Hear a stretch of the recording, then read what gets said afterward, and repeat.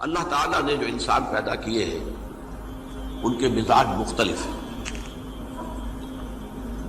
ان میں کچھ لوگ ہوتے ہیں جو قوی ہوتے ہیں ارادے کے، جو فیصلہ کر لیا ڈٹ گئے. کچھ لوگوں میں وہ قوت ارادی اتنی مضبوط نہیں ہوتی، وہ ادھر ادھر سوچتے رہتے ہیں. کچھ لوگ جسمانی طور پر بہت توانا ہوتے ہیں، کچھ لوگ جسمانی طور پر پیدائشی طور پر کمزور ہوتے ہیں. تو اگر کوئی قوت ارادی کمزور رکھنے والا شخص ہے، وہ بھی تو اللہ کی تخلیق ہے، اللہ کا بندہ ہے، خطاؤں کا ظہور ہو جاتا ہے، توبہ کرتا ہے، پھر کچھ عرصے کے بعد پھر خطا کا ظہور ہو جاتا ہے، پھر توبہ کرتا ہے. تو ہم تو یہ سمجھیں گے کہ ایک حد کے بعد پھر اس کی توبہ قبول نہیں ہونی چاہیے. لیکن حدیث سنیے. وعن ابی ہریرہ رضی اللہ تعالی عنہ قال قال رسول اللہ صلی اللہ علیہ وسلم ان عبدا اذنب ذنبا، یقیناً ایک بندہ جو ہے وہ ایک گناہ کرتا ہے.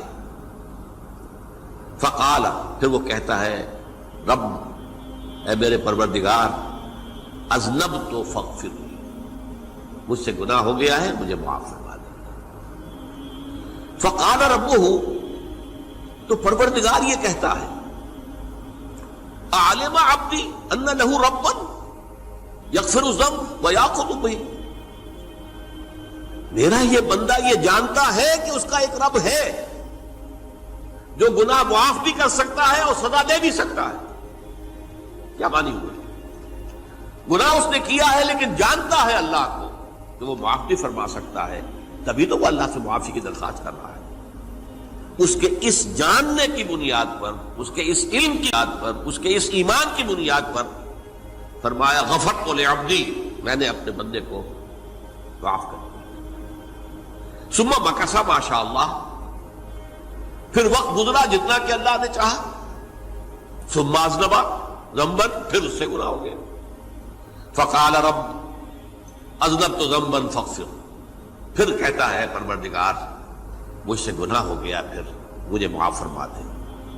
فقال ربہ، اللہ فرماتا ہے عالم عبدی ان لہ ربا یغفر الذنب ویاخذ بہ، میرا بندہ ہے نا جو جانتا ہے کہ اس کا ایک رب ہے، ایمان باللہ اس کے اندر ہے، تبھی تو پکار رہا ہے.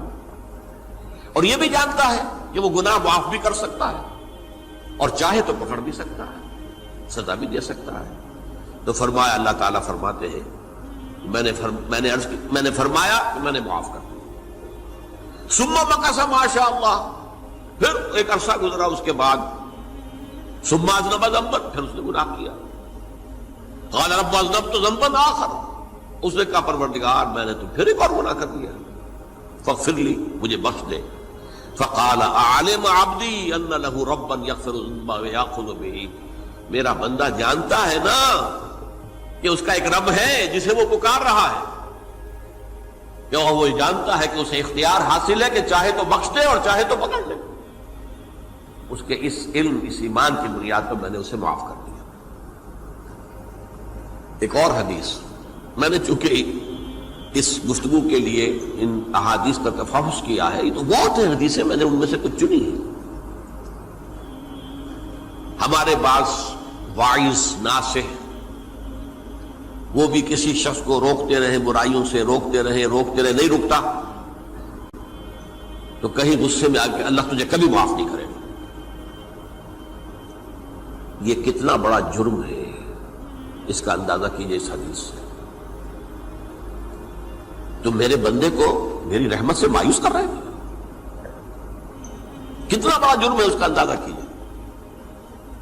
یہ مسلم شریف کی روایت ہے عن جندب، حضرت جندب رضی اللہ تعالی عنہ سے، ان رسول اللہ صلی اللہ علیہ وسلم حدث، کہ اللہ کے رسول صلی اللہ علیہ وسلم نے ایک واقعہ بیان کیا.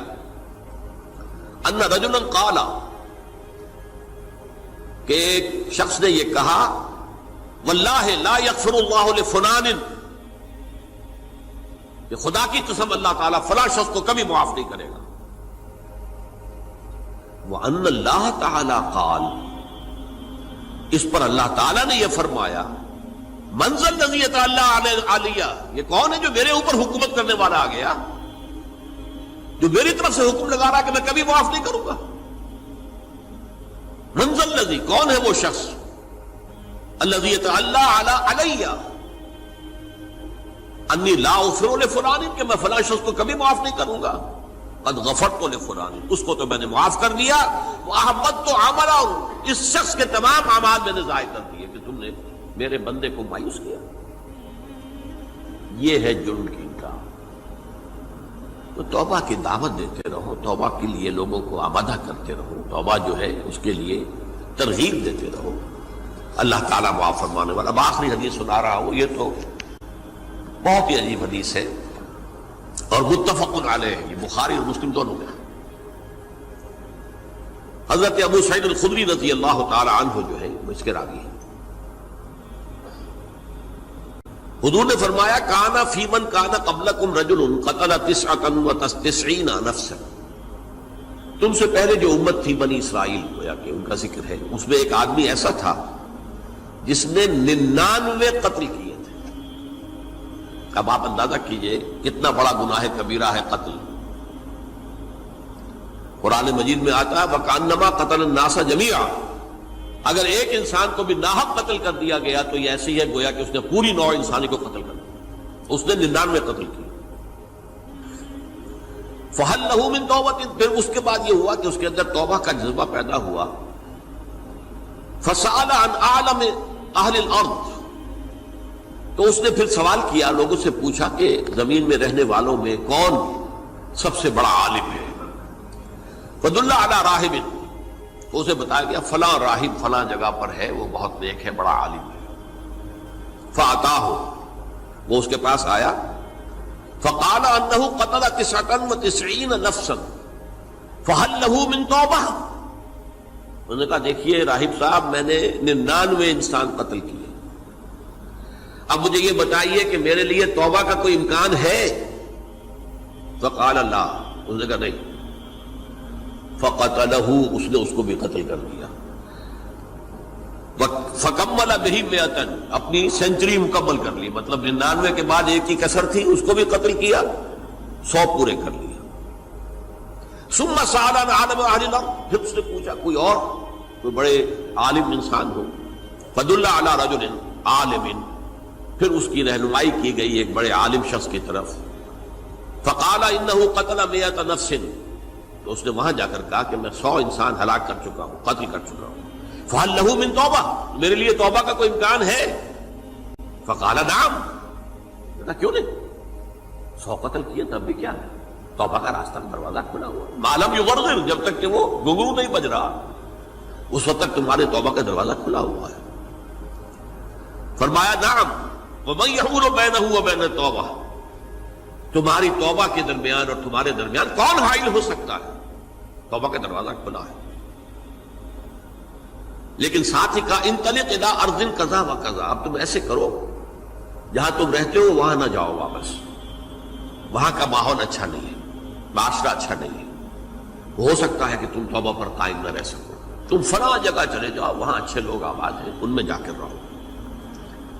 فإن بها أناسا يعبدون اللہ تعالی، وہاں ایسے لوگ آباد ہیں جو اللہ کی بندگی کرتے ہیں۔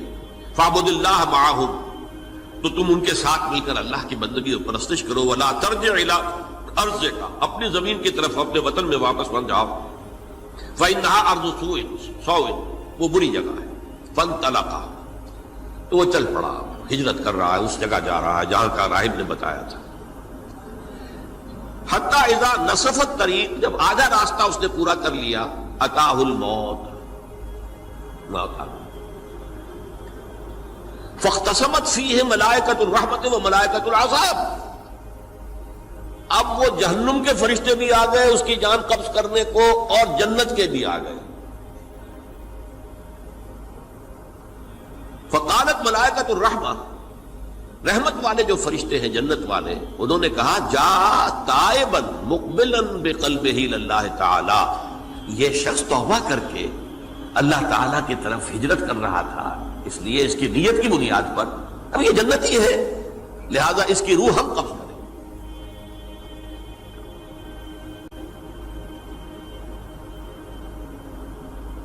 وقالت الملائکۃ العذاب، اور وہ جو عذاب والے فرشتے ہیں وہ کہیں گے انہ لم یعمل خیرا قط، تو نے توبہ کے بعد کوئی نیک عمل تو کیا ہی نہیں، تو کس بنیاد پر اس کو تم جنت میں لے جاؤ گے؟ اس کو تو دوزخ میں جانا چاہیے۔